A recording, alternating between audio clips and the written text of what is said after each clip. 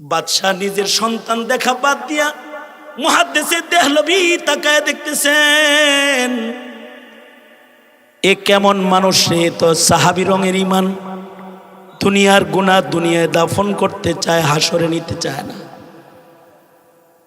সবাই মুহাদ্দিসে দেহলভীকে তাকায় দেখতেছে।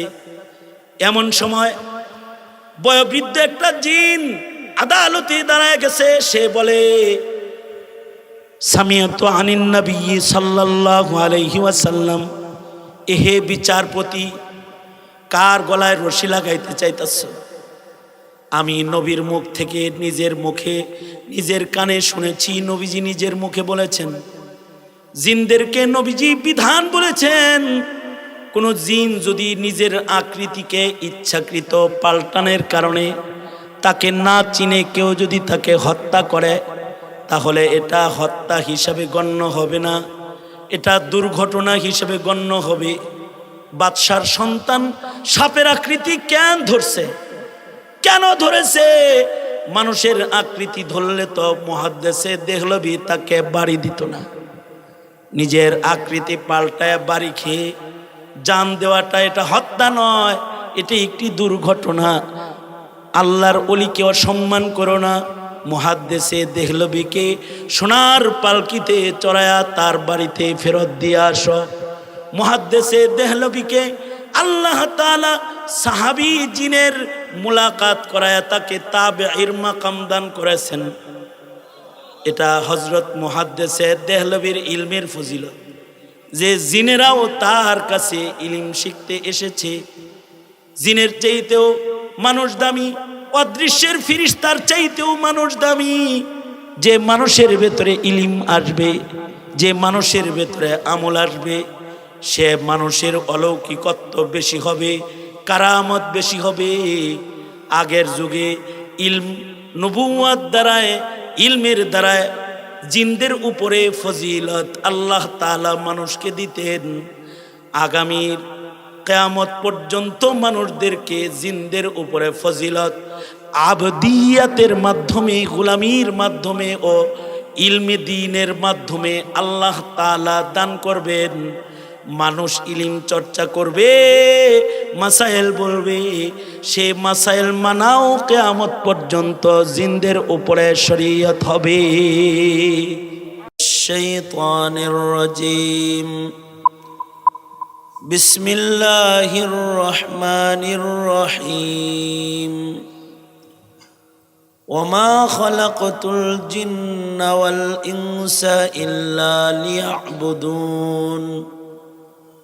وقال النبي صلى الله عليه وسلم الدنيا خلقت لكم وأنتم خلقتم للآخرة أو كما قال عليه الصلاة والسلام.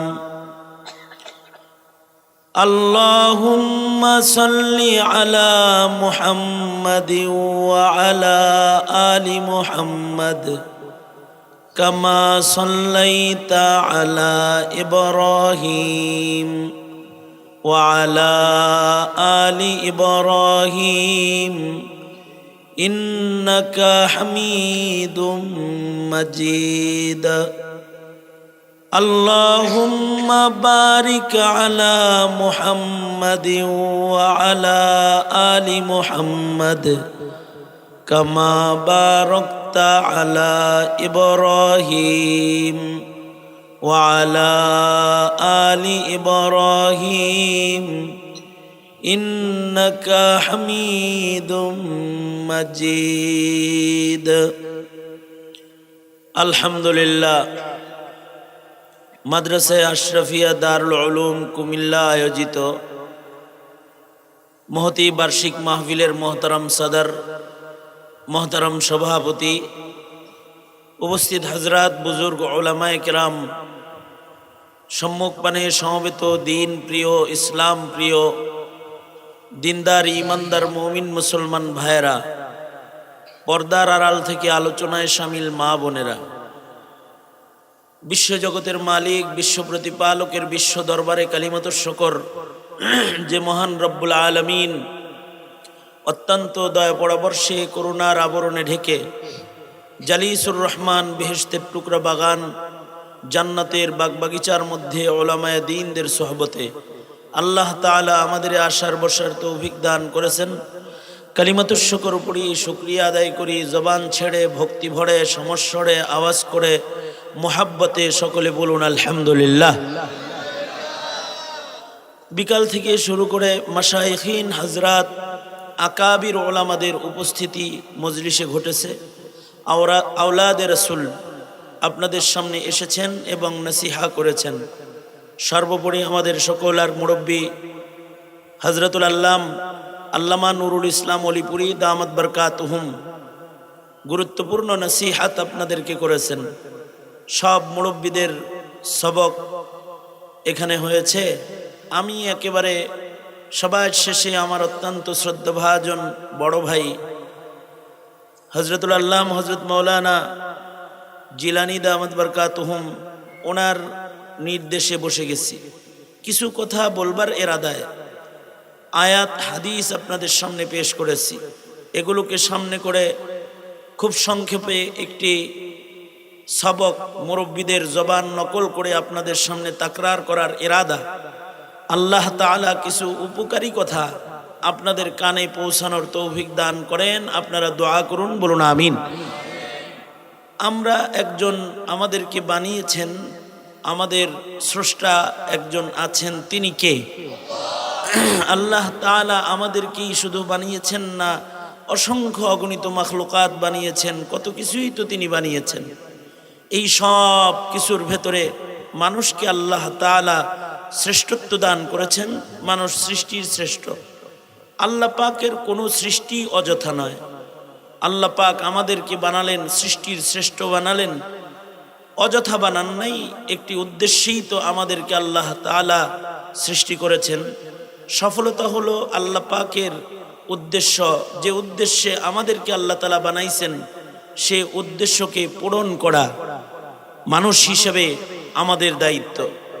যারা এই দায়িত্ব পালন করবে তাদেরকে আল্লাহ তাআলা আল্লাহর জান্নাতে আল্লাহর কাছে জায়গা দান করবেন।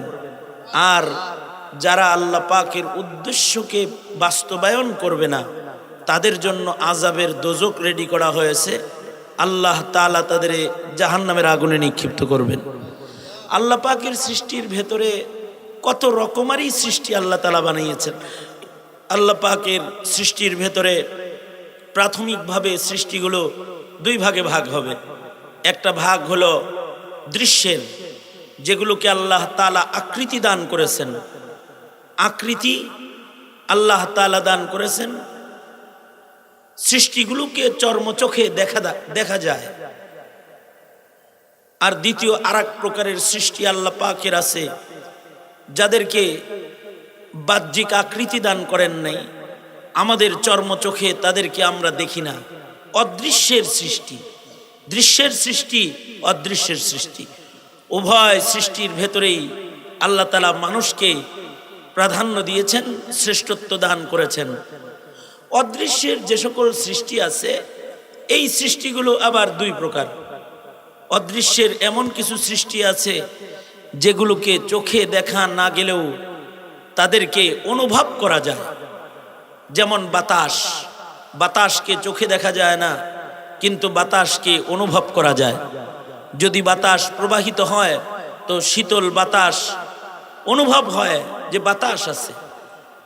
বাতাসের ভেতরে যদি গরম বাতাস প্রবাহিত হয় তাও বোঝা যায় যে বাতাসের ভেতরে একটা হারারাত, একটা গরমি প্রবাহিত হইতেছে। চোখে দেখা যায় না কিন্তু তাদেরকে অনুভব করা যায়, বাতাসকে অনুভব করা যায়। আবার আল্লাহ পাকের সৃষ্টির ভেতরে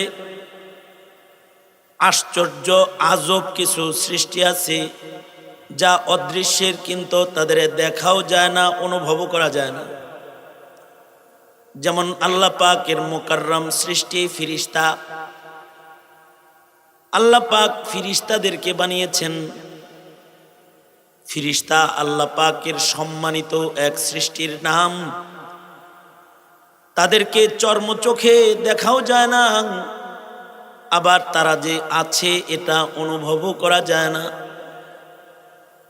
আল্লাহ তাআলা ফেরেশতাদেরকে আশ্চর্য কুওয়াত দিয়ে বানিয়েছেন। ফেরেশতা আমাদের চতুর্দিকে ঘেরাও করা আছে। আল্লাহর রাসূল বলেছেন, যেখানে জিক্রুল্লাহ হয় সেখানে চতুর্দিকে ফেরেশতা ঘেরাও করে লয়। হাফাতহুমুল মালাইকা, চতুর্দিকে ফেরেশতা আছে কিন্তু চোখে দেখি না, তাদের সাথে কখনো ধাক্কা লাগে না, অনুভবও করি না। সামিয়ানার বাইরে দূরে যেতে হবে না, আমাদের কাঁধে কাঁধে ফেরেশতা আছে। ডান কাঁধে ফেরেশতা আছে, বাম কাঁধে ফেরেশতা আছে। সার্বক্ষণিক তারা আমাদের সঙ্গে, তারা আমাদেরকে দেখছে, কিন্তু তাদের আমরা দেখি না। এমনকি তারা যে আছে আমরা অনুভব করতে পারি না। আমাদের ঘরে বসে বসে সব কাজ করতেছে। ডান পাশে আছে নেকি লেখার ফেরেশতা, বাম পাশে আছে বদি লেখার ফেরেশতা। কিরামান কাতিবিন, কোরআন বলে সম্মানিত দুই লেখক ফেরেশতা, যারা ডান কাঁধে বাম কাঁধে বসে আপনার আমার জিন্দেগির পরিপূর্ণ রিপোর্ট তারা লিখতেছে। কিন্তু তাদের সাথে কখনো আমাদের ধাক্কাধাক্কি হয় না, দেখা সাক্ষাৎ হয় না, অনুভব হয় না। কিন্তু এই সৃষ্টির উপরে ঈমান আনা মুমিনের উপরে ফরজ। যদি কেউ এই সৃষ্টির উপরে ঈমান না আনে, তাহলে আল্লাহর উপরে অবিশ্বাস করলে যেমন ঈমান নষ্ট হয়ে যায়, ফেরেশতা অস্বীকার করলে, অবিশ্বাস করলেও ঈমান নষ্ট হয়ে যায়। এ কারণে নাস্তিক যারা, ওরা কিন্তু আল্লাহরে যেমন মানে না, ফেরেশতারেও মানে না। নাস্তিকরা ফেরেশতা বিশ্বাস করে না, কিন্তু মুসলিম সন্তানকে মাদ্রাসায় আনার পরেই তাকে ফেরেশতার ঈমান শিক্ষা দেয়া হয়। তাকে শিখানো হয় আমানতু বিল্লাহি ওয়া মালাইকাতিহি, আল্লাহর উপরে ঈমান আনবা, 2 নম্বরেই ফেরেশতার উপরে ঈমান রাখো। তার মানে আওয়াজ করে বলুন, ফেরেশতা আছে না নাই? কে বানাইছেন ফেরেশতাকে? আমরা দেখি না, অনুভবও করি না, কিন্তু আছে। তাদের বানিয়েছেন কে? আল্লাহ তাআলা। তারা আমাদের আমলনামা রেডি করতেছে। তাদের লিখিত আমলনামা দিয়েই আমাদের বিচার হবে। ময়দানে মাহশারে আমাদের সবার গলায় একটা করে আমলনামা ঝুলন্ত থাকবে। এই যে আমলনামাটা 2 ফেরেশতায় রেডি করেছে। কোরআন বলে, অকুল্লা ইনসানিন আলজামনাহু তাইরাহু ফি উনুকি ওয়া নুখরিজু লাহু ইয়াওমাল কিয়ামাতি কিতাবান ইয়ালকাহু মানশুরা। প্রত্যেকটা মানুষের গলায়, মহিলাদের গলার হারের মতো একটা করে আমলনামা আল্লাহ তাআলা ঝুলায়া দিয়ে সবাইকে আল্লাহর আদালতে দাঁড় করাবে। যে আমলনামাটা ফেরেশতারা রেডি করেছে, যে আমলনামা আপনার আমার বিচারের জন্য যথেষ্ট।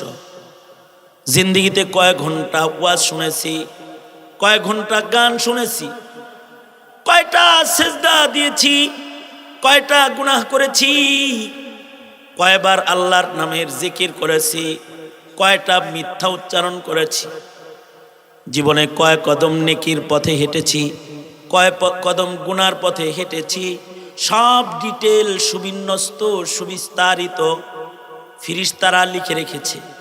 আল্লাহ ময়দানে মাহশারে বলবে, ইকরা কিতাবাক, তুমি তোমার আমলনামা পড়ো, তোমার বিচার আমার করতে হবে না, নিজের বিচার নিজেই করতে পারবে। তুমি দোজখে যাইবা নাকি জান্নাতে যাইবা তুমি নিজেই বলতে পারবে, কারণ তোমার আমলনামায় সব দেয়া আছে। আল্লাহ বলেন, ফেরেশতাদের লিখিত আমলনামা দেখে বান্দারা বলতে থাকবে, মালি হাযাল কিতাব, আশ্চর্য আমলনামারে এটা। এ দেখি আমার জীবনের ছোট্ট নেকি কেউ ছাড়ে নাই, ছোট্ট গুনাহ কেউ ছাড়ে নাই। এই ফেরেশতার উপরে ঈমান যদি কারোর থাকে, তাহলে সে সিসি ক্যামেরার যতটুকুন ভয় পায়, ফেরেশতারে তার চাইতে বেশি ভয় পায়। কি কথা বলেন না কেন? আওয়াজ করে বলেন না কেন? কোন জায়গায় সিসি ক্যামেরা লাগানো আছে? তো এটাকে ভয় পায়, হ্যাঁ এখানে সিসি ক্যামেরা আছে, যাতা করা যাবে না। সিসি ক্যামেরার বাবার বাবা যে ঘাড়ের উপরে আছে, বিশ্বাস নাই বিধায় আকাম করতে দ্বিধাবোধ করে নাই, বিশ্বাস নাই। এই জন্য ডাকাতরা নাকি এখন ডাকাতি করতে যায় আগে নাকি সিসি ক্যামেরা ভাঙ্গে, এরপরে সিসি ক্যামেরা ভাঙ্গা ডাকাতি করলা, চুরি করলা, কিন্তু আমল নামার লিখনি কিভাবে বন্ধ করবা? আওয়ামী লীগ সাংবাদিকদেরকে অস্ত্রের মুখে সব সংবাদ গোপন করেছে। বিডিপি বিবি কি এটা কি কয় না না আমাদের বাংলাদেশ বিটিভি বাংলাদেশ টেলিভিশন, এই যে বিটিভি এটাকে হেরা হেদের কিরামান কাতিবিন দিয়ে পরিচালিত করছে। কিন্তু আমি বলবো শাপলার রক্ত তোমরা গোপন করেছো, সাংবাদিকদেরকে গোপন করায়ছো, ভিডিও উধাও করেছো, সংবাদপত্রে আসতে দাও নাই, বিডিআর হত্যার রহস্যকে মানুষের কাছে ফাঁস করতে দাও নাই, তোমরা রাজপথে মানুষ মেরে গুম করেছো, খুন করেছো, জাতীয় জাতীয় নেতাকে গুম করেছো, কোথায় রেখেছো, কোন জায়গায় হত্যা করেছো কাউকে জানতে দাও নাই। কিন্তু একদিন আল্লাহ ফাঁস করবে, যেদিন কিরামান কাতিবিন সব বলবে, সেদিন কিন্তু ফাঁস হবে। এই যে কিরামান কাতিবিনের কর্মকাণ্ড, এইটার উপরে যদি কোনো মুমিনের বিশ্বাস না থাকে তাইলে তো সে ভয় পাবে না। কিন্তু যদি মুসলিম সন্তানকে শেখানো হয় আল্লাহর আশ্চর্য একটা সৃষ্টি আছে, মালাইকা ফিরিস্তা যার নাম, তারা কিন্তু তোর কান্দে বসা আছে, নেকি করলেও লিখছে, গুনাহ করলেও লিখছে। চার দেয়ালের ভেতরে যদি এ সন্তান তুমি যদি কোনো অপরাধ করো, তোমার গুনাহটা কেউ দেখে না, কিন্তু ফিরিস্তা দেখে, ঠিক কিনা জোরে বলেন? বাবাকে ফাঁকি দিয়েছো, মাকে ফাঁকি দিয়েছো, ফিরিস্তাকে কেমনে ফাঁকি দিবা? তারা সব জানে, সব দেখে। এজন্যে আল্লাহর রাসূল বলেন ফিরিস্তারা যেহেতু তোমাদের সাথে আছে, বাথরুমে যাও ফিরিস্তাদের কষ্ট দিবা না, বাথরুমে উলঙ্গ হইবা না, কারণ ফিরিস্তারা শরম পায়। যতটুকুন সাতর না খুললে চলে না ততটুকুন খুলবা। ইস্তেনজা করতে তাদের কষ্ট দিবা না, বেশি সময় অমন দুর্গন্ধ জায়গায় থাকবা না। এমনকি নবীজির তালিম, ফিরিস্তাকে কষ্ট দিবা না, কাঁচা পেঁয়াজ কাঁচা রসুন খেয়ে মসজিদে যাবা না। তার মানে তোমাদের সাথের সম্মানিত ফিরিস্তারা কষ্ট পাবে। এমনকি আল্লাহর রাসূল বলেন মানুষরা যেমন সালাম দাও, তোমাদের ঘরের ফিরিস্তাকেও সালাম দিবি। নামাজের ভেতরে যখন বান্দা সালাম দিয়ে ডান দিকে মুখ নেয়, নবী বলে নিয়ত করবে ডান কাঁধের সম্মানিত ফিরিস্তা সহ ডান পাশে যারা, তাদের সালাম।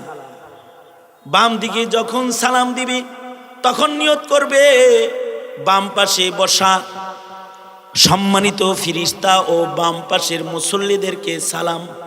তার মানে নবীজি সম্মানিত ফিরিস্তাকে সম্মান করতে বলেছে, তাদের রিআয়াত করতে বলেছে, তারা যেন কষ্ট না পায় নবীজি লক্ষ্য রাখতে বলেছে।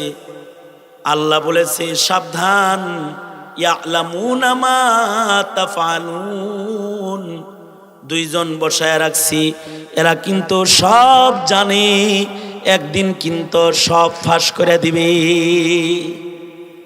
এরা আল্লাহ পাকের আজব সৃষ্টি, এদেরকে সংখ্যায় কত বানাইছে। আল্লাহর রাসূল তাদের সংখ্যা বুঝাইতে গিয়ে বলেন যে মেরাজের রাত্রিতে আমি 7 আসমানের উপরে একটি ফিরিস্তাদের কিবলা দেখে এসেছি, যার নাম মসজিদ বাইতুল মামুর, যেখানে ফিরিস্তারা ইবাদত করে। নবীজি বলেন জানো ফিরিস্তাদের সংখ্যা কত? যেই ফিরিস্তারা একবার মসজিদ মামুরে ইবাদত করার জন্য প্রবেশ করে, সংখ্যায় আল্লাহ তাদের এত বেশি বানাইছেন যে কিয়ামতের আগে এই দলটা দ্বিতীয়বার ঢুকার আর চান্স পাবে না। আল্লাহু আকবার কাবীরা। এত সংখ্যায় বানাইছেন, কারণ প্রতিটি পাতায় পাতায় ফিরিস্তা, বৃষ্টির ফোঁটায় ফোঁটায় ফিরিস্তা, দানায় দানায় ফিরিস্তা। আল্লাহু আকবার জোরে করে বলেন। এদেরকে আল্লাহ আমাদের খেদমত করাইতেছেন। তাদের আমরা চোখে দেখি না, কিন্তু আল্লাহ যদি কোনো ফিরিস্তাকে নির্দেশ করেন তার সাথে দেখা দাও, তাইলে আল্লাহ তার সাথে দেখা দেয়, আকৃতি ধরে। যেমন আল্লাহর রসুলের কাছে হযরত জিবরাইল মানব আকৃতিতে আসতেন। আল্লাহর রসুলের সাথে হযরত জিবরাইল বারবার দেখা করতেন, ওহী নিয়ে আসতেন। কখনো সাহাবীদের আকৃতিতে এসে বসে থাকতেন, কখনো অপরিচিত সুফায়দি পোশাক পরা সুদর্শন মানুষ বেশে আল্লাহর রসুলের সামনে এসে বসে থাকতেন। চলে যাওয়ার পরে সাহাবীরা বলতেন, আগন্তুককে চিনি নাই, উনি কে? নবীজি বলতেন, জিবরাইল আসছিল। ফিরিস্তা কিন্তু মানব বেশে নবীর সামনে এসেছে। আল্লাহর খলিল খানা খায় না, মেহমান ছাড়া তিনি খাবার খাবে না। খলিলের ক্ষুধার যন্ত্রণা দেখে আল্লাহরও কষ্ট হয়। ফিরিস্তারে কয়, ফিরিস্তা মানব বেশে যায় দস্তরখানে বইয়া পড়ো। কখনো মানুষ বেশে খলিলের সামনে এসেছেন, কখনো লূত আলাইহিস সালাতু ওয়াস সালামের এলাকায় মানুষ বেশে প্রবেশ করেছেন, সুদর্শন যুবকের বেশে প্রবেশ করেছেন। লূত আলাইহিস সালাতু ওয়াস সালামের সম্প্রদায় তাদের দেখে তাদের পিছু নিয়েছে। পয়গম্বর টেনশনে পড়ে গেছেন। মানবরূপী এই ফিরিস্তাগুলা পয়গম্বরকে বলে, টেনশন করবেন না, আমরা মানুষ না, দেখতে মানুষ, কিন্তু আমরা আল্লাহর ফিরিস্তা। আল্লাহু আকবার জোরে বলেন। ফিরিস্তাও আকৃতি ধরতে পারে যদি আল্লাহ আকৃতি ধরতে বলে, কারণ ফিরিস্তারা নিজের ইচ্ছায় কিছু করে না, কারণ নফস বা ইচ্ছা শক্তি মহান আল্লাহ তাদের দেয় নাই। আমাদের যেমন ইচ্ছা শক্তি দিছে, ফিরিস্তারে ইচ্ছা শক্তি আল্লাহ দেন নাই। ফাআলহামাহা ফুজুরাহা ওয়া তাকওয়াহা। জিনকে আল্লাহ ইচ্ছে দিয়েছেন, মানুষকে ইচ্ছা শক্তি দিয়েছেন, কিন্তু ফিরিস্তার ইচ্ছা নাই। এ কারণেই আল্লাহর রাসূল বলেন, সৃষ্টির পরে যে ফিরিস্তা সেজদা দিয়েছে কিয়ামত পর্যন্ত সেজদায় থাকবে, মাথা তুলবে না। যে ফিরিস্তা রুকুতে আছে সে কিয়ামত পর্যন্ত রুকুতে থাকবে, নড়াচড়া করবে না। আল্লাহু আকবার জোরে বলেন। আমাদের রুকু সেজদা ইমাম সাহেব যদি লম্বা করে, পিছন থেকে আমরা মাথা উঠাই, কারণ আমাদেরকে আল্লাহ তাআলা ইচ্ছা শক্তি দান করেছে। এটা শুধু আমাদের দোষ না। সাহাবীদের মতো মুবারক জামাত নবীর পিছে নামাজ পড়তেছে, নবীজি লম্বা সেজদা দিছে, গ্রহণের নামাজ আল্লাহর রাসূল পড়তেছেন।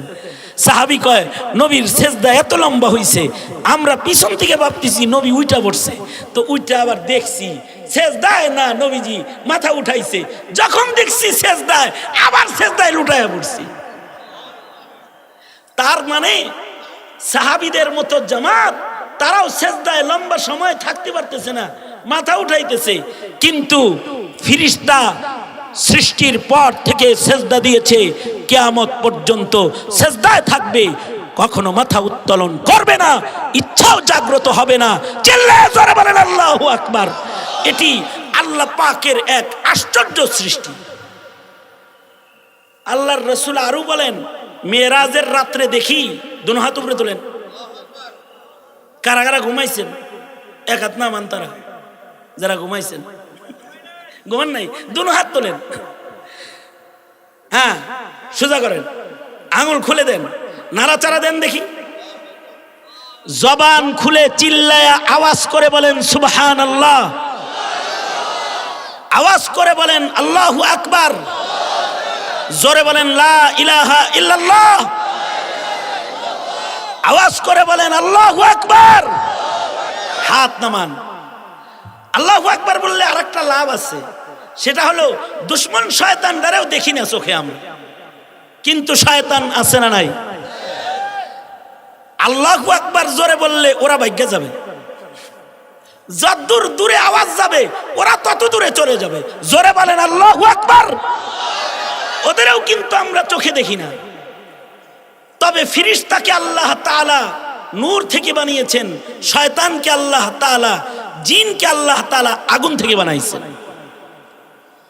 আমি একটা জিনিস খুব সুস্পষ্ট করার জন্য বসছি আজকে, সেটা হলো জিন জাতি, এদের ভেতরে ভালো মানুষও আছে, এদের ভেতরেই ইবলিস শয়তান।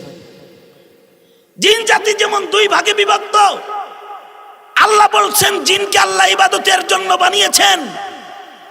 কিছু কিছু জিন্নাতরা ইবাদত করতে করতে তারাও সিদ্দিক হয়ে যায়, বিনা হিসাব জান্নাতি। কিন্তু এই জিন জাতির ভেতরেই আছে আজাজিল শয়তান, তারও ইবাদতের যোগ্যতা আছে, তাই 4000 বছর ধরে শুধু সেজদা দিছে আর ইবাদত করছে। কিন্তু আল্লাহ জিনকেও ইচ্ছা দান করেছেন, তাই আল্লাহর হুকুম ইচ্ছা করে অমান্য করে আদম আলাইহিস সালামকে সেজদা দিতে সে অস্বীকার করেছে। অথচ সে 4000 বছর ইবাদত করেছে।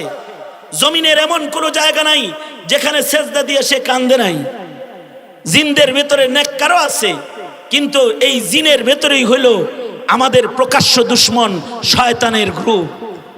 আল্লাহ তাআলা যে শয়তানকে মানুষের শত্রু বলেছেন, ইন্নাহু লাকুম আদুউম মুবিন, এরা কিন্তু জিনদেরই সন্তান সন্ততি। ইবলিস শয়তান কানা মিনাল জিন, সে জিনদেরই বাচ্চা কাচ্চা, কিন্তু সে মানুষের দুশ্মন। আবার জিনদের ভেতরেও কিন্তু যুগে যুগে নেককার আছে। যেহেতু আল্লাহ তাআলা মানুষকে শ্রেষ্ঠত্ব দান করেছেন, তাই জিনদেরকে নবী না দিয়ে নবুয়ত মানুষদেরকে দিয়েছেন। জিনদের উপরে কিতাব নাজিল না করে ইলম মানুষকে আল্লাহ তাআলা দান করেছেন। কিন্তু মানুষের উপরে অবতীর্ণ কিতাব, মানুষের উপরে অবতীর্ণ বিধান, এটা যেমন মানুষের জন্য শরীয়ত, মানুষের উপরে অবতীর্ণ কোরআন কিতাব, এটি জিনদের জন্য শরীয়ত। কি সুবহানাল্লাহ, কি কি বুঝা কইছেন না, না বুঝা চুপ করে রইছেন? আমি আবার বলি কথাটা, আমাদের কোরআন এটা কি শুধু আমাদের জন্য না জিনদের জন্য? জিনদের জন্য। এ কারণেই জিনদের সম্মানে আল্লাহ সূরা জিন দান করেছেন। এমনকি তাওরাত শুধু মানুষের জন্য না, জাবুর শুধু মানুষের জন্য না, ইনজিল শুধু মানুষের জন্য না, জিনদের জন্য। এ কারণে সুলাইমান নবী শুধু মানুষের নবী না, শুধু মানুষের বাদশা না, তিনি জিনদেরও বাদশা। এটা হলো মানুষের ফজিলত। মানুষকে আল্লাহ তাআলা জিন্নাতের উপরে ফজিলত দান করেছেন। কিন্তু আদম নবীর যে জিনগুলো আদম নবীর কথা শুনেছে তারা হলো মুমিন, আর যেই জিনগুলো আদম নবীর কথা শুনে নাই তারা হলো, বলেন, রেজাল্ট আউট করি, কিছুক্ষণ পরে আসল কথাটা আপনারাই কইবেন। আমি আস্তে আস্তে ওইদিকে যাইতেছি আর কি। তাহলে আদম নবীকে যারা মানে নাই, যে জিনরা, সেই জিনগুলা শয়তান। সেই জিনগুলা কি, জোরে বলেন? এমনকি আদম নবীর যুগে মানুষের ভেতরে যারা আদম নবীকে মানে নাই তারা শয়তানের ভাই। কি কথা বলেন, ঠিক না? ঠিক, শয়তানের গ্রুপ তারা। নূহ নবীর যুগে যারা নূহ নবীকে মানছে, এই জিনগুলা ইমানদার জিন। এইভাবে করে আমাদের নবী পর্যন্ত যেই জিনগুলা আমাদের নবীকে মানছে তারা ইমানদার জিন, তারা জান্নাতি। আল্লাহর রাসূল সাল্লাল্লাহু আলাইহি ওয়াসাল্লাম মক্কাতুল মুকাররমাতে আল্লাহর রাসূল ফজরের নামাজে কোরআনে কারীমের তিলাওয়াত করতেছেন। নেককার জিনদের একটি দল নবীর তিলাওয়াত শুনে ফেলেছে, যারা পূর্বের যুগের কিতাবকে অনুসরণ করত। এরা নবীজির তিলাওয়াত শোনার সাথে সাথে এরা নবীজির কাছে এসে কালেমা পড়ে মুসলমান হয়েছে, কারণ তারা জানে নবীজি আমাদের জন্য নবী। আল্লাহু আকবার, জোরে করে বলেন। নবীজি মানুষের নবী না, শুধু নবীজি জিনদের জন্য নবী। এই জিনগুলা নবীজির কাছে এসে কালেমা পড়ে মুসলমান হয়ে গেছে। নবীজি জিনকে দেখতেন, যেমন সুলাইমান আলাইহিস সালাতু ওয়াস সালাম জিনকে দেখতেন, আমরা দেখি না। নবীরা যে দেখতেন, নবী যে দেখতেন, নবীর দেখাটা নবীর মুজিজা। আমি না দেখাটা এটা হলো স্বাভাবিক নিয়ম, কিন্তু নবী যে জিন দেখে এটা নবীর, জোরে আওয়াজ করে বলেন, এটা নবীর মুজিজা। নবী দেখেন, কারণ নবী তো জিনদেরও নবী, তাই নবীর মুজিজা, নবী জিন দেখেন, কিন্তু আমরা দেখি না। সুলাইমান আলাইহিস সালাতু ওয়াস সালামের মুজিজা তো এটা যে সুলাইমান আলাইহিস সালাতু ওয়াস সালাম মানুষরে যেমন দেখতেন, অদৃশ্যের জিনরে তেমন দেখতেন। এটা সুলাইমান আলাইহিস সালামের মুজিজা। এক ভণ্ড পীরের মুরিদরে আমি বলছি, কি দেখা তুমি এই পীরের কাছে যাও? কি বলছি আমি? কি বলছি আবার বলেন? আমি বলছি তুমি এই ভণ্ড পীরের কাছে কি দেখা যাও? সে আমাকে উত্তর দিছে কি জানেন? সে আমাকে উত্তর দিছে, আমাদের পীর সাহেবের অনেক মুজিজা। আমি তাকে বললাম, মুসলমানের বাচ্চা আপনি মুজিজা কারে কয় হেটাও জানেন না, মুজিজা কারে কয় এটাই জানেন না, তো আপনি নবী চিনবেনই বা কেমনে? নবী যে চিনে না, হে আবার পীর চিনবো কেমনে? আপনি তো মুজিজা কাকে বলে এটাই জানেন না। ওলির কোনো মুজিজা হয় না, মুজিজা নবীদের জন্য খাস। মুজিজা কাদের জন্য? জোরে আওয়াজ করে বলেন, মুজিজা কাদের জন্য? নবীদের জন্য। নবীদেরকে আল্লাহ তাআলা মুজিজা দিয়েছেন নবুয়তের দলিল হিসেবে। মুজিজা বলা হয় ওই অলৌকিকত্বকে, যেই অলৌকিকত্বের কাছে সকল মানুষ আজেজ হয়ে যায়, যেটা নবুয়তের দলিল হয়, তাকে বলে মুজিজা। এবং এই অলৌকিকত্ব নবীর কাছ থেকে প্রকাশ পেলে তাকে বলবে মুজিজা। আর যদি অলৌকিকত্ব সাধারণ মানুষের কাছ থেকে প্রকাশ পায়, তাহলে তাকে বলবে কারামাত, কারামতি, কারামাত। হ্যাঁ, কারামাতুল আউলিয়াই হাক্কুন। কেউ যদি আল্লাহর মাহবুব হয়, তাহলে তার কিছু কারামতি যদি প্রকাশ পায়, ওগুলো সত্য। কিন্তু কারামাত, কারামতের মুখোমুখি জাদু অনেক সময় সেম সেম হয়ে যায়। কিন্তু মুজিজা এমন জিনিস যার সাথে হয় মুজিজা। জাদুঘরদেরও লাঠি সাপ হয়, কিন্তু জাদুঘরদের জাদু মুসা নবীর মুজিজার কাছে আজিজ, অপারক। মুসা নবীর লাঠি জাদুঘরদের সব সাপকে খেয়ে ফেলেছে। মুজিজা নবীদের কাছ থেকে প্রকাশ পায়। হে কয় আমার পীরের অনেক মুজিজা। মুজিজা কাকে বলে তাই তো তুই জানিস না। মুজিজা বলা হয় স্বাভাবিক যে নিয়ম আছে, স্বাভাবিক নিয়মের খেলাফ কিছু যে নবীর কাছ থেকে প্রকাশ পায়, সেটাকে মুজিজা বলা হয়। যেমন আগুনের স্বাভাবিক নিয়ম হলো পুড়ায় দেওয়া, কিন্তু ইব্রাহিম রে আগুন পুরায় না, এটা ইব্রাহিম নবীর মুজিজা। মাছের পেটে কেউ গেলে সাধারণ নিয়ম হলো হজম হয়ে যাওয়া, কিন্তু ইউনুসকে হজম করে না, এটা কি? মরা মানুষ আপনার আমার লগে কথা কয় না, কিন্তু ঈসা নবী ডাক দিলে দাঁড়ায় কথা কয়, এটা কি? জোরে আওয়াজ করে বলেন, এটা কি? মুজিজা। এটাকে মুজিজা বলে। মুসাইলামা কাজ্জাব মুজিজা দেখাইবার চাইছিল, বন্ড নবী যেটা, সে যখন নবী দাবি করছে, তো এক লোক আইসা বলে নবীদের দোয়া তো মুজিজা, নবীরা কোনো দোয়া করলে এটা কবুল হয়, তুমি যেহেতু নবী তাইলে তুমি একটু দোয়া করো, তাইলে বুঝবো তুমি নবী, জাতীয় বুঝবে তুমি নবী। কি দোয়া করব? এক লোক, এক মহিলা তার সন্তান নিয়ে গেছে মুসাইলামা কাজ্জাবের কাছে, যা বলে মুসাইলামা আমার সন্তানের মাথায় টাক পড়ছে, আপনি একটু দোয়া করে চুলগুলো উঠায় দেন, কমাস কম। ছোটখাটো একটা মুজিজাই দেখাল। আমাদের নবীজি তো হাত স্পর্শ হয় এমন মুজিজা দেখাইছে না, খালি আমাদের নবীর মুজিজা হলো ইশারার মুজিজা। আকাশের দিকে উঙ্গুলি উঠায় ইশারা করেছে, ওয়ান শাক্কাল কামার, সাথে সাথে আকাশের চাঁদ দুই টুকরা হয়ে গেছে। আল্লাহু আকবার, জোরে করে বলেন।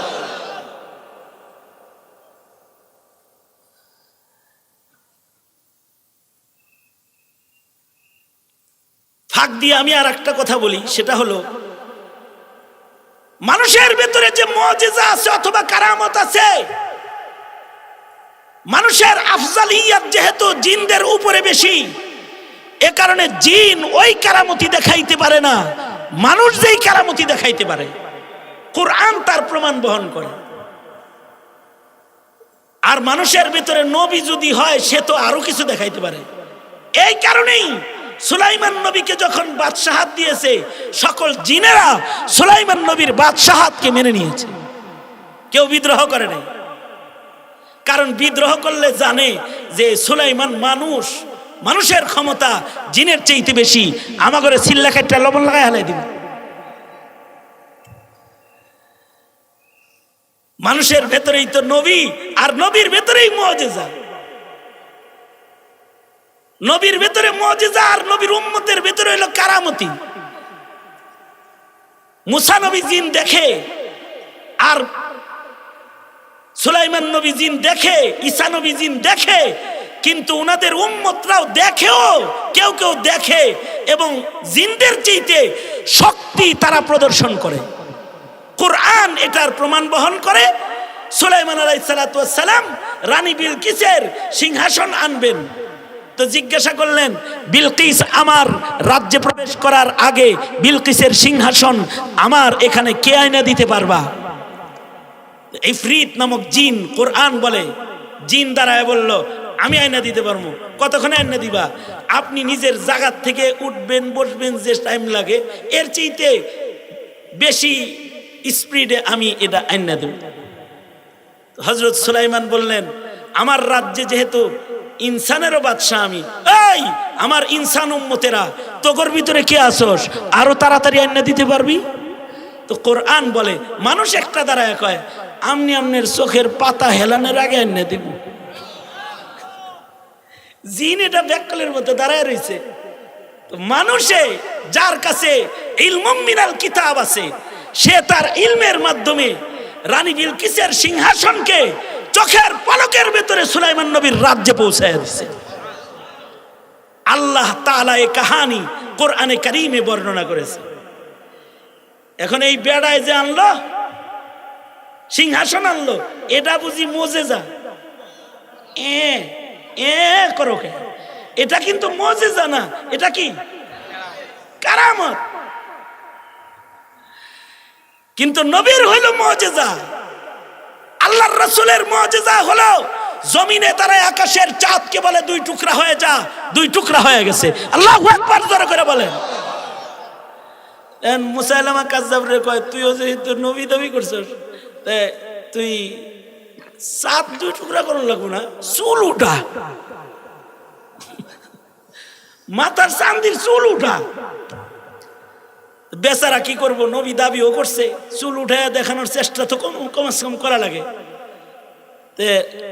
এই টাকা চান্দি ছিলা বাচ্চার মাথার উপরে হাত রেখে দোয়া করতেছে, এই চুল বেরোয় যা। যেন কইছে বেরোয় যা, মাথায় যে কয়টা ছিল এটিও মাথার থেকে বের হয়ে গেছে। কারণ বুঝে থাকলে বলেন, মুসাইলামা কি নবী না শয়তান? দাজ্জাল, কাফের, ঠিক কিনা? জোরে আওয়াজ করে বলেন। আর একজন আইছে মুসাইলামার কাছে, আইসা বলে, আরে মুসলমানদের নবী তো কুয়ার ভিতরে থুথু মারলে পরে পানি দিয়ে বইরা যায়। তবুকের যুদ্ধে আল্লাহর রাসূল কুয়ার ভেতরে থুথু ফেলাইছেন, তো কুয়া এমন ভাবে পানি জারি হইছে যে 30,000 সৈন্য মিলা পানি এবং সাওয়ারিরা খায়াও কুয়ার পানি শেষ করতে পারে না। আল্লাহর রাসূল যুদ্ধের ময়দানে উঙ্গুলি পানির পিয়ালার ভেতরে বসায়া দিছে। 1400 সাহাবী পানি পান করার পরেও বর্তনের পানি শেষ হয় না। মুজিজা। এখন মুসাইলামা কাজ্জাব রে, ভণ্ডরে ইয়া কয়, আপনিও তাহলে একটা কাম করেন, আপনি একটু কুয়ার ভিতরে, আমার কুয়ার পানি নিচে নেমে গেছে 4 মাস, আপনি একটু এটারে উপরে উঠাইয়া দেন।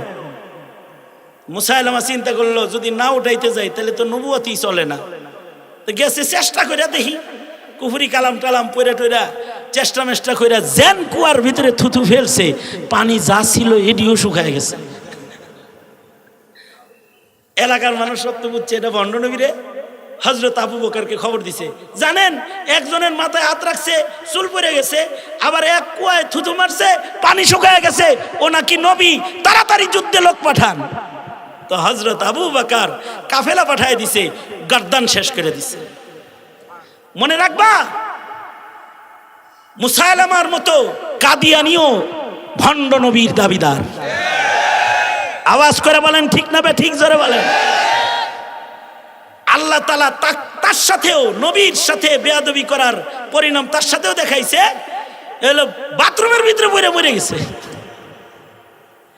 আশ্চর্য বিষয় হলো তার মৃত্যুর ইতিহাসে আছে এটা, বাথরুমে পড়তে দেরি হইছে, পোকা খাইতে দেরি করে নাই। বাথরুমের যে পোকাগুলো আছে এগুলো সাবরায়া ধরছে। আর নবীদের শান হইল, এটা নবীদের মুআজিজা, যে নবীদেরকে কবরের মাটিও খায় না। আল্লাহু আকবার, জোরে করে বলেন। আস্তে বললে চলবে না, চিল্লায় জোরে আওয়াজ করে বলেন আল্লাহু আকবার। এ কারণে আমাদের নবী উপরে যেমন ছিল কবরে তেমনই আছে।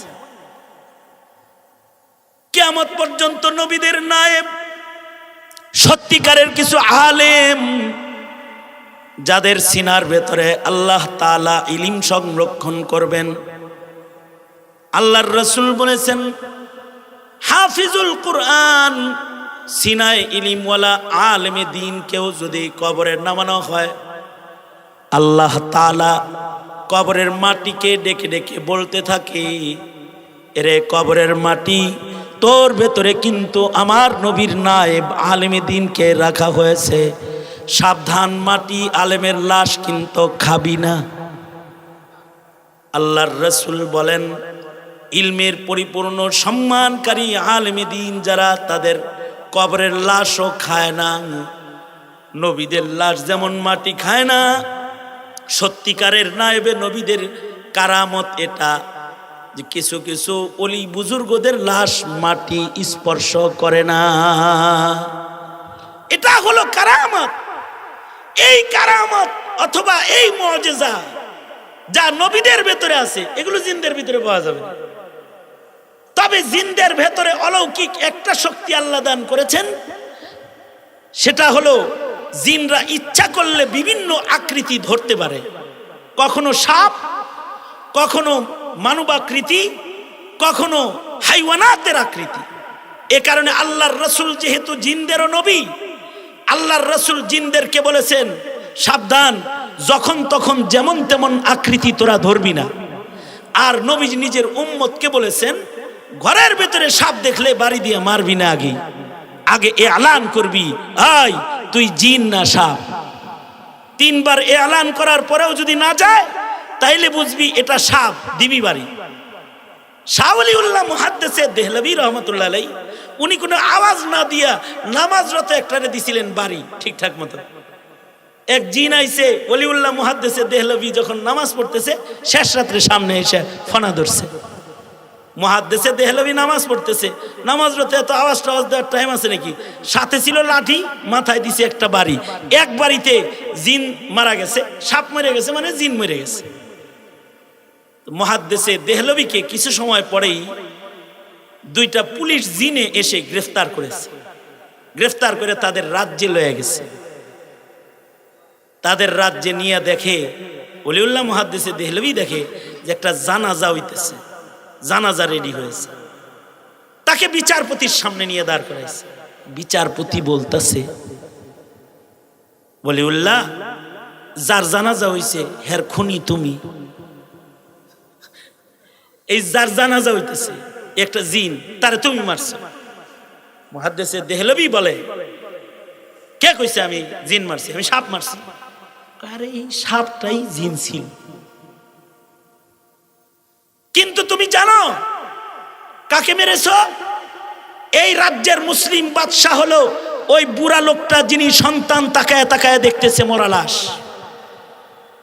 তিনি আমাদের মুসলিম রাজ্যের বাদশাহ, তার সন্তানগুলাকে তোমার কাছে হাদিস পড়তে পাঠায়, তিনি তার ছোট ছেলেটা তোমার কাছে হাদিস পড়তে গেছে আর তুমি তারে বাড়ি দিয়ে মেরা লাইলা।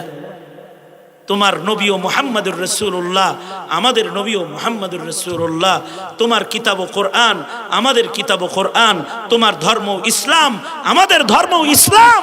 এবার তাইলে বলো, ইসলামে তোমার বিচার কি? মৃত্যুদণ্ড নয়, হাসরের মাঠে কি দিবা জবাব আল্লাহর কাছে? মুহাদ্দিস দেহলভী তো বুজুর্গ মানুষ, উনি কয় আমারে এখন গলা কেটে আলেন, আমি আল্লাহর আদালতে আসামি হইতে পারব না।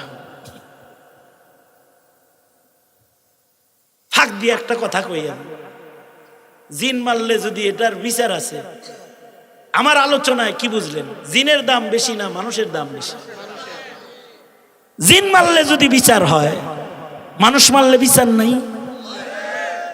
সেই মানুষটা যদি হয় আবার মুমিন মানুষ, রাজপথে স্বাধীন সার্বভৌম দেশের স্বাধীনতা রক্ষার মুজাহিদ, যদি সে হয় নবীর ইজ্জত হিফাজতকারী, শাপলার নায়েবে নবী, মুজাহিদের কাফেলার আলেমে দ্বীন, তাকে যদি কেউ মারে তাহলে তার বিচারটা কেমন হওয়া উচিত? যে রাজপথে আলেমদেরকে মেরেছে, হাফেজদেরকে মেরেছে, জিন মারার যদি বিচার হয়, হাসিনা আর আওয়ামী লীগের বুঝি বিচার নাই? মাঝে মাঝে আপা আইবার চায়, আমরাও বলি আপা আয়া পড়েন তাড়াতাড়ি। বুঝাপড়া অনেক আছে, বিডিআর হত্যার বুঝাপড়া আছে, শাপলার হত্যার বুঝাপড়া আছে, রাজপথের হত্যার বুঝাপড়া আছে, আয়া পড়েন, খালি আয়া পড়েন, বুঝাপড়া অনেক বাকি।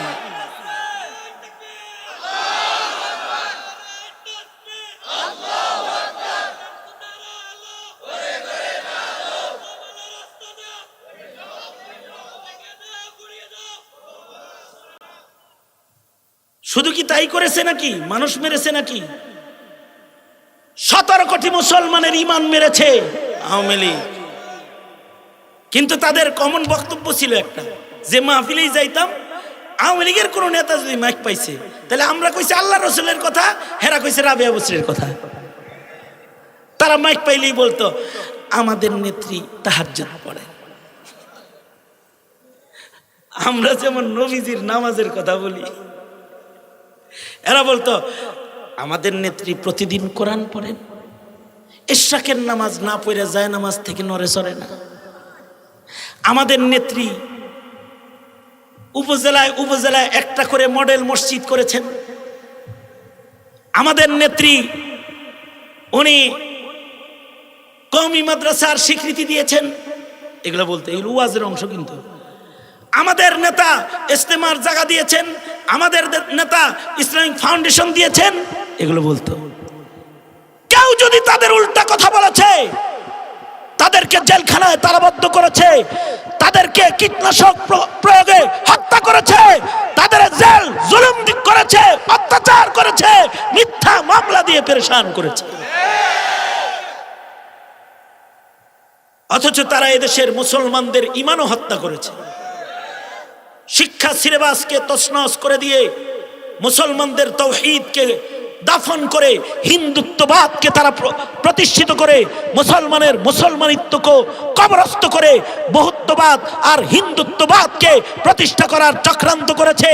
আজ যখন তাদের মদতপুষ্ট আওয়ামী লীগ নাই, তখন হিন্দুত্ববাদীরা মুসলমানদেরকে জবাই করে এক হত্যাকাণ্ডের পথ খোলার চেষ্টা, অপচেষ্টা ইসকনরা করতেছে। এগুলোই তো করেছে আওয়ামী লীগ। যেই আওয়ামী লীগ এগুলো করেছে তাদের বিচার নাই। কবে বিচার করবা? আইলে বিচার করবা কি হাতে? না, বিচার করতে আদালত লাগবে। আওয়ামী লীগ যেমন এদেশের মানুষের উপরে জুলুম করার জন্য অপরাধী ট্রাইব্যুনাল গঠন করেছে, যুদ্ধ অপরাধী ট্রাইব্যুনাল গঠন করেছে, বিভিন্ন ডিজিটাল মামলা ট্রাইব্যুনাল গঠন করেছে। কি মামলা এটা কয়? হ্যাঁ, সাইবার ক্রাইমের মামলার আদালত কায়েম করেছে। তোমারও যদি তাদের বিচার করতে হয়, আদালতের চাবিকাঠি ভোটের মাধ্যমে তোমার হাতে নিয়ে আওয়ামী লীগ বিচার ট্রাইব্যুনাল গঠন করতে হবে, শাপলার রক্তের বিচারের ট্রাইব্যুনাল গঠন করতে হবে। এদেশের মুসলমানের রক্ত নিয়ে ছিনিমিনি খেলার বদলা নিতে হবে। যদি এ বদলা নিতে পারো, তবে এদেশের মুসলমানের ভাগ্যকে খুলতে পারবে। আর যদি এই বদলা নেওয়ার রাস্তা না খুলো, বিভক্ত হয়ে যদি আওয়ামী লীগকে আবার তোমরা রাস্তা করে দাও, তাহলে সামনের জিন্দেগি হবে তোমাদেরকে, মৌলবীদেরকে কচু কাটার রাজনীতি না, সামনে হবে তোমার মুসলিম সন্তানকে জবাই করার রাজনীতি, যেটা হিন্দুস্তান ও মায়ানমারে হয়েছে। সুতরাং হুঁশিয়ার হয়ে যাও।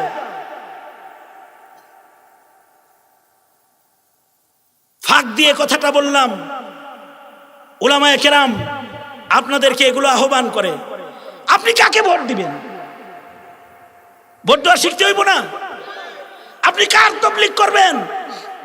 তবলিগ করা শিখতে হবে না? আপনি কার খানকায় যাবেন? খানকা চিনতে হবে না? যেই তবলিগে আলেম আছে আপনি ওই তবলিগ করবেন, যেই খানকায় আলেম আছে আপনি ওই খানকায় যাবেন, যেই রাজনীতিতে আলেমের সমর্থন আছে সেই রাজনীতি আপনি করবেন। যে রাজনীতিকে আলেম সমর্থন করে না, লাথি মারো রাজনীতির চৌকাঠে, লাথি মারো।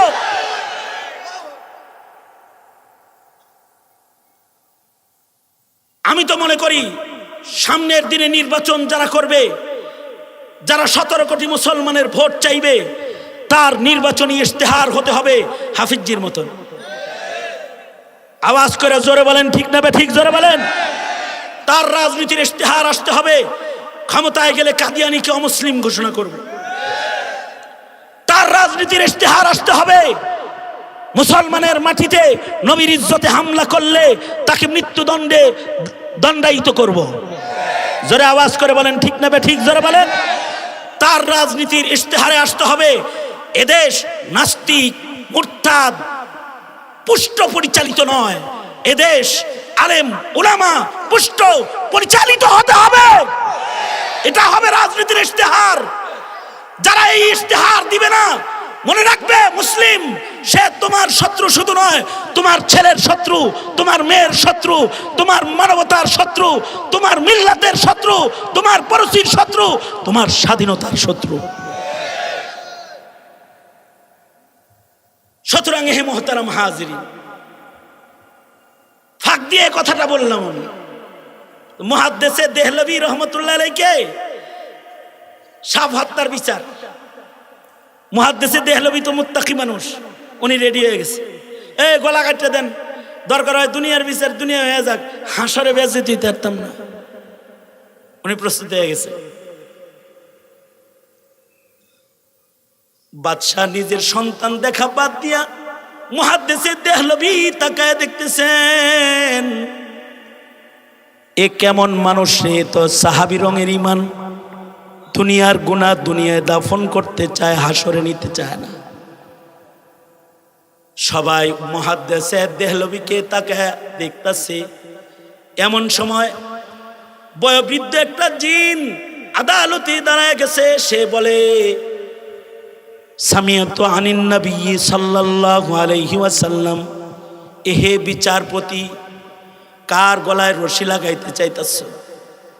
আমি নবীর মুখ থেকে নিজের মুখে নিজের কানে শুনেছি, নবীজি নিজের মুখে বলেছেন, জিনদেরকে নবীজি বিধান বলেছেন, কোন জিন যদি নিজের আকৃতিকে ইচ্ছাকৃত পাল্টানোর কারণে তাকে না চিনে কেউ যদি তাকে হত্যা করে, তাহলে এটা হত্যা হিসাবে গণ্য হবে না, এটা দুর্ঘটনা হিসাবে গণ্য হবে।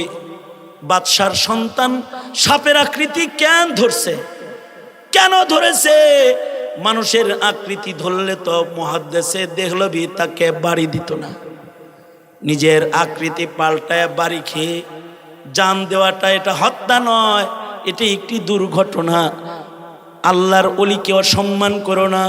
মুহাদ্দিসে দেহলভীকে সোনার পালকিতে চড়ায়া তার বাড়িতে ফেরত দিয়ে আসো।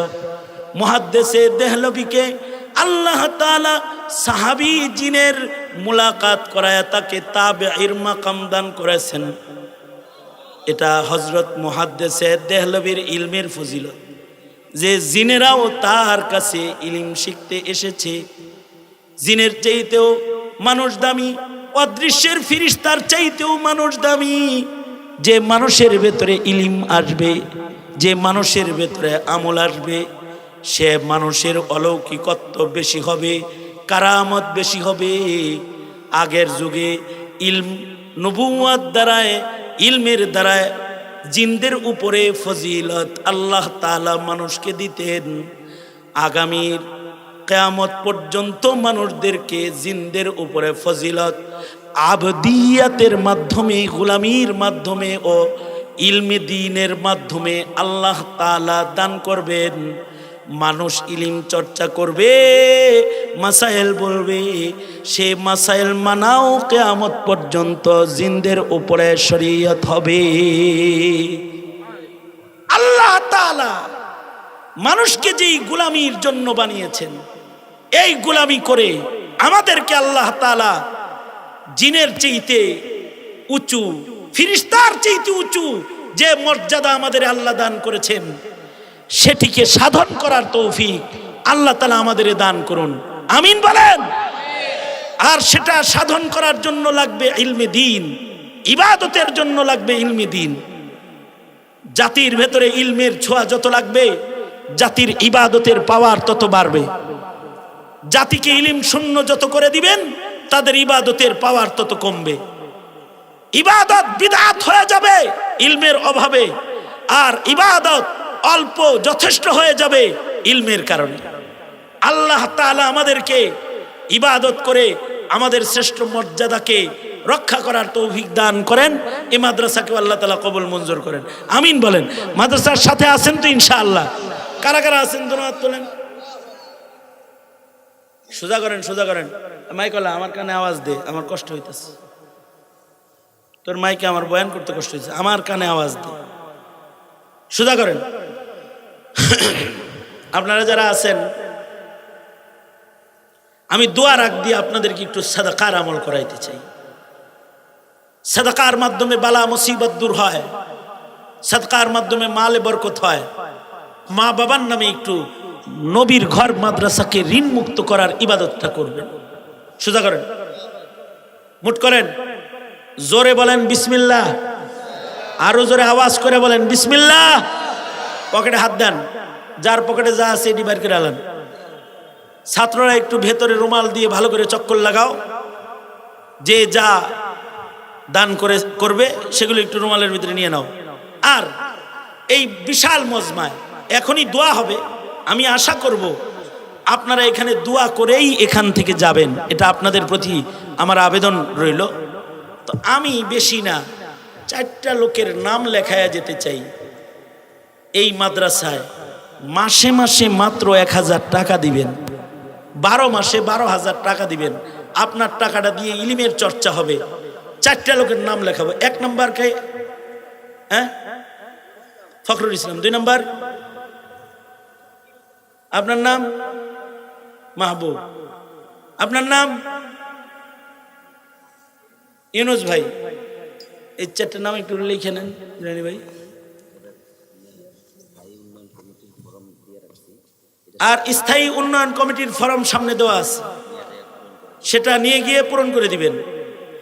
4 জন চাইছি, এখন তো 4 জন ফুট করে দিয়ে দিলেন, এত তাড়াতাড়ি দিবেন, আল্লাহু আকবার। তাহলে 5 নম্বর একজন দেন। কি দোয়া করবো, আল্লাহ আপনার